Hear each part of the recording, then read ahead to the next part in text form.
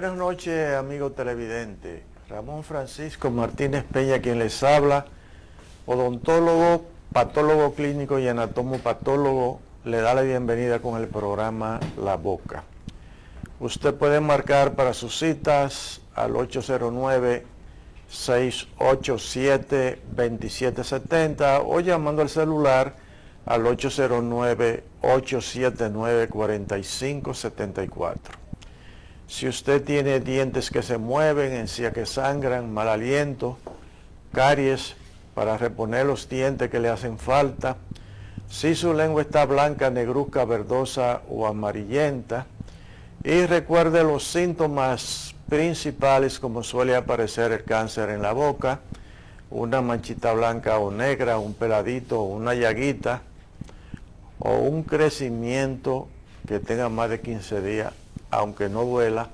Eso es importante hasta que se demuestre lo contrario, porque son los síntomas principales como suele aparecer el cáncer en la cavidad bucal. Estamos en la Pedro Enrique Sureña 83, en la Torre KP, Centro de Especialidades Médicas, en la suite 305. Trabajamos de lunes a viernes, mañana y tarde, y los sábados en la mañana. Bueno, vamos a seguir hablando de enfermedades que se ven en la boca en pacientes portadores del síndrome de HIV, el SIDA, HIV o VIH, como a usted le gusta decir, que son lesiones que se ven en la boca en pacientes que no tienen SIDA de hace mucho tiempo, pero que en los pacientes que tienen SIDA se hacen mucho más groseras, mucho más amplias, mucho más grandes, mucho más aguda, mucho más dolorosa, mucho más extensiva, ocupan una superficie bastante importante de la cavidad bucal. Estas lesiones tienen unas características muy diferentes a un paciente que no tenga SIDA. Por ejemplo, una persona ausente de SIDA hace un afta. Las aftas tienen diferentes tamaños. Eso es importante que usted lo conozca. Inclusive hay autores que la dividen entre aftas mayores y aftas menores, o al revés, menores y mayores. Pero hay aftas que son puntiformes, que son como del tamaño de la cabecita de un alfiler. Y a pesar de ser tan pequeñitas, eso duele muchísimo, esa llaguita. Otras son más grandes, otras son tamaño mediano. Y hay una lesión que le llaman aftas mayores, pero otra escuela, porque es que a veces la escuela americana describe una cosa y la escuela europea la define con otra nomenclatura. O sea, esa afta mayor no es más que la periadenitis mucosa necrótica recurrente, que es una úlcera que mete miedo, que es una úlcera que nos va a curar en 8, 10, 15 días, que a primera intención le digo que mete miedo porque se parece a la úlcera que produce el cáncer más frecuente en la boca, que es el espinocelular o epidermoide, el carcinoma o epitelioma, porque los bordes son elevados, como la úlcera producida por el chancro sifilítico, como la úlcera de ese cáncer que acabo de enumerar, el espinocelular o epidermoide, y un fondo también que no es muy grato, y una lesión muy significativa en cuanto a tamaño, porque en boca una lesión que pase de 1 centímetro para nosotros es importante, muy importante. Entonces, si usted diagnostica esto como afta recurrente, a pesar de que esto es una úlcera también, y usted le puede llamar afta recurrente, bueno, en este paciente que tiene SIDA, nosotros vamos a ver que sobre todo la coloración no es tan típica de las aftas. Y esto generalmente no se ve con esta misma característica en un paciente que no tiene SIDA. Aquí hay zona de necrosis. Por supuesto que desde el punto de vista histopatológico es una lesión inespecífica. ¿Por qué va a ser una lesión inespecífica? Porque yo no puedo decir la causa de esta lesión. Porque es una lesión que puede ser común inclusive a alergia de tipo medicamentosa o una reacción a un paciente que está con sustancias que inhiben la proliferación de las células neoplásicas malignas, es decir, el cáncer. Es decir, un paciente que esté tomando metotrexate, 7-fluoruracilo y una serie de medicamentos que producen en cierta manera necrosis en los diferentes estadios de reproducción celular como anafase, metafase, telofase, etcétera, etcétera, puede producir una lesión de ese tipo. Pero aquí lo vemos en ese paciente con SIDA.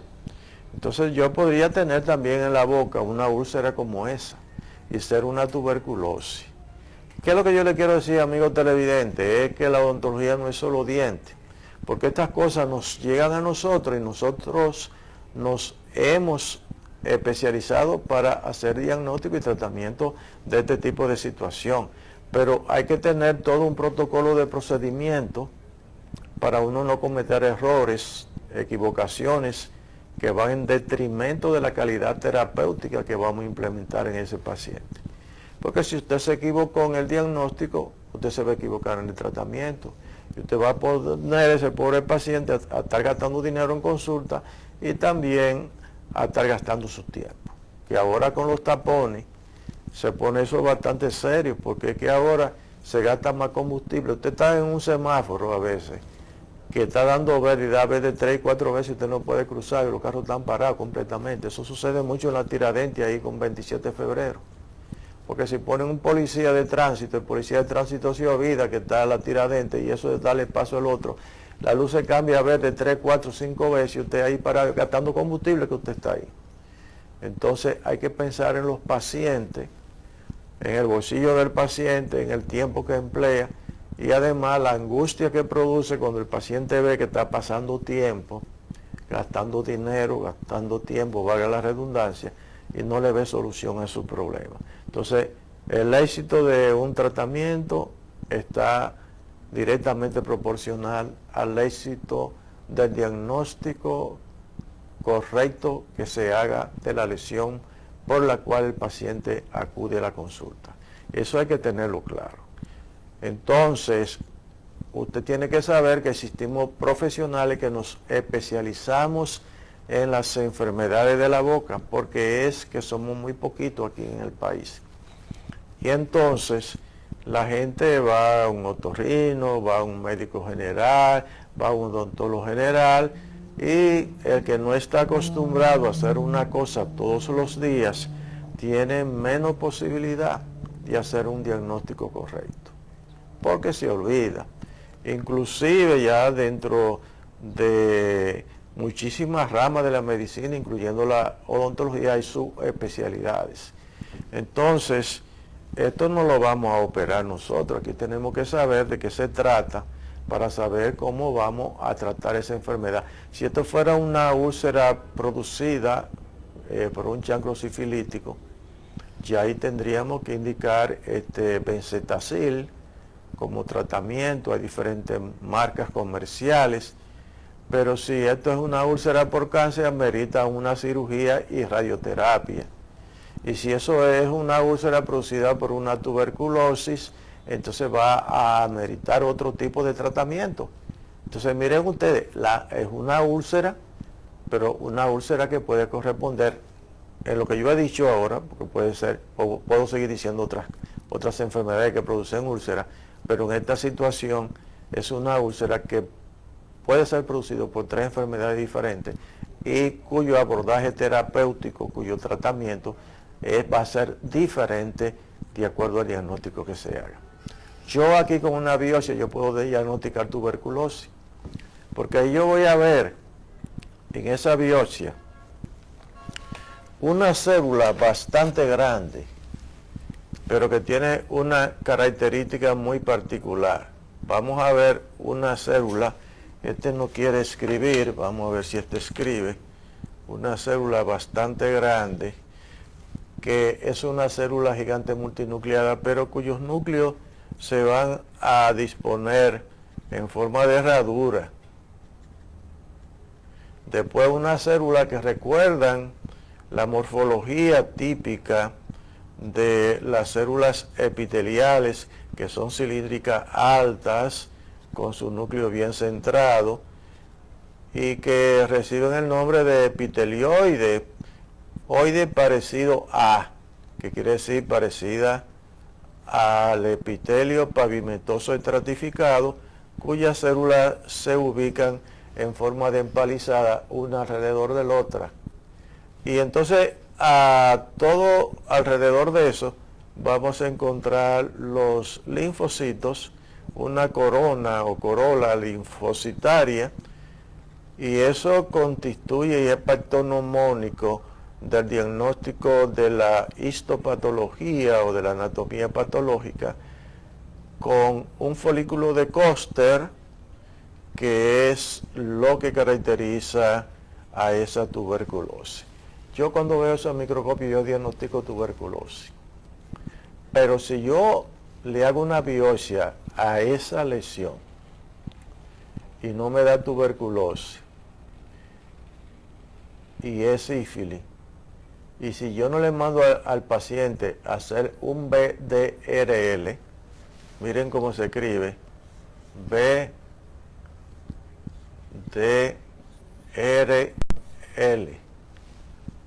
Eso quiere decir Venereal Disease Research Laboratory.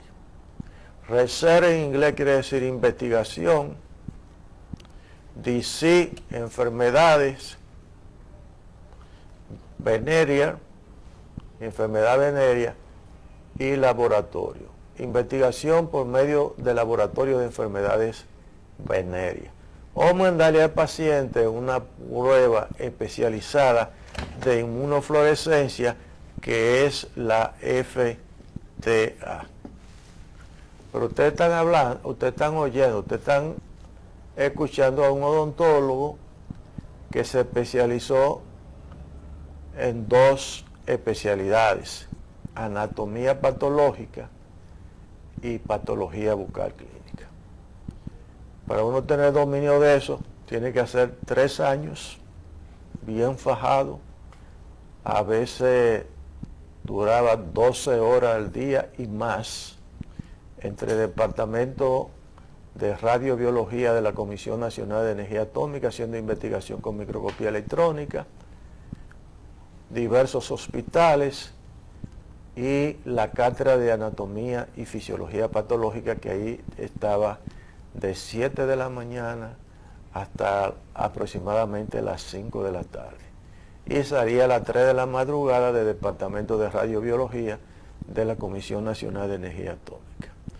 Entonces, el método de diagnóstico para la sífilis, ahí tendríamos que hacer el BDRL y el FTA. Con una biopsia yo no voy a diagnosticar sífilis. Y el método de diagnóstico, en caso de sospechar de cáncer, va a ser la biopsia, sacar un pedacito de ese tejido para estudiarlo al microscopio. Ese pedacito de tejido que la gente le llama la muestra, que es el espécimen, tiene 2 fases.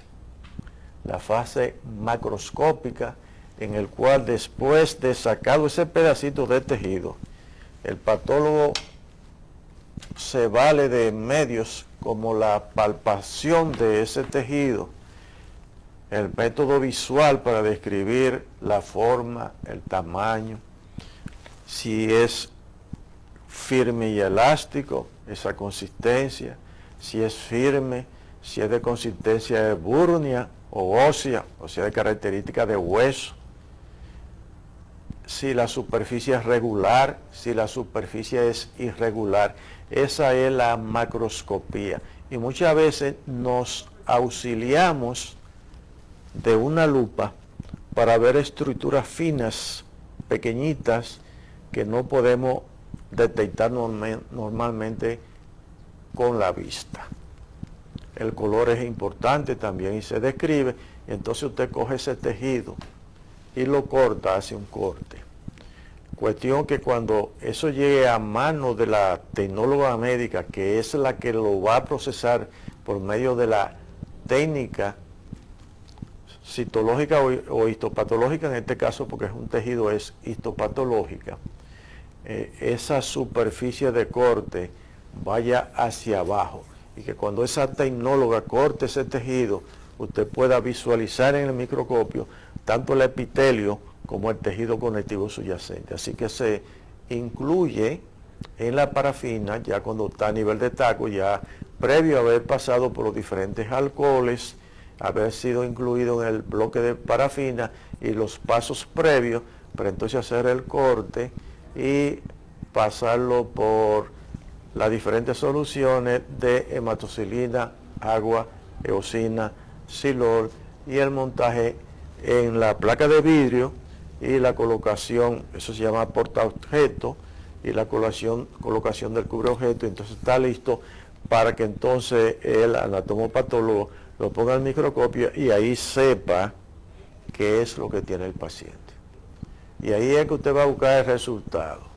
Pero ese resultado, amigo televidente, nosotros, nuestro deber, si vamos a tratar los pacientes como seres humanos y no como cosas, debemos tomar ese resultado, leérselo al paciente, hacer una transcripción verbal en términos de pueblo, en términos sencillos, para que el paciente entienda qué quiere significar esos términos médicos que están plasmados en ese papel. Porque que aquí la gente anda desgaritado con un resultado, preguntándole a todo el mundo, ¿y qué es lo que quiere decir pequeratosis? Y esto que leucoplasia, y esto que acantopapilomatosis, y la gente no sabe de eso. Y usted sabe lo satisfecho cuando usted se siente un paciente, lo satisfecho cuando usted se sienta con ese paciente y le hace un dibujito de cada descripción de eso que usted ha escrito en ese resultado y le explica, mira, esto es así, por esto, esto y lo otro. Y si es el caso de un cáncer, usted le explica con lujo de detalle porque es un cáncer, ese paciente recibe una satisfacción muy grande y siente que lo están tratando bien. Y la calidad humana en el tratamiento de los pacientes es sumamente importante. Entonces miren aquí, estos son úlceras también, y estas úlceras se parecen muchísimo a la úlcera que produce el pénfigo. Este es un paciente con SIDA también, con manifestación en boca. Esta es otra úlcera. Miren este aspecto aquí de color blanquecino. Estas son áreas ya necróticas, en la cual ha habido una muerte abrupta de tejido, porque la necrosis produce una muerte súbita de tejido y la necrobiosis es una muerte lenta de tejido. Pero esta es una infección en un paciente con SIDA que tiene un diagnóstico de úlcera inespecífica, porque esto lo puede dar hasta una quemadura muy importante donde hay una pérdida de sustancia a nivel epitelial, dejando expuesto el tejido conectivo subyacente, que es la fórmula científica con que se describe lo que es una úlcera. Ahora, vamos a ver esta otra imagen también en un paciente que tiene una infección por VIH, y fíjense ustedes que aquí hay una esquimosis en el paladar blando.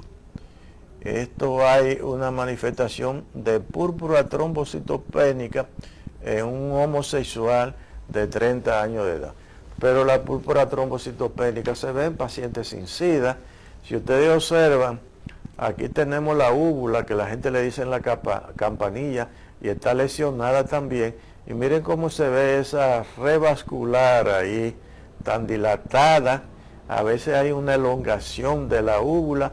Y aquí en la zona cerca de los pilares anteriores o las zonas amigdalinas, también tenemos una zona de congestión vacular, y por eso se ve ese eritema, ese color rojizo tan grande, y esa red vascular de todos esos capilares sumamente dilatados.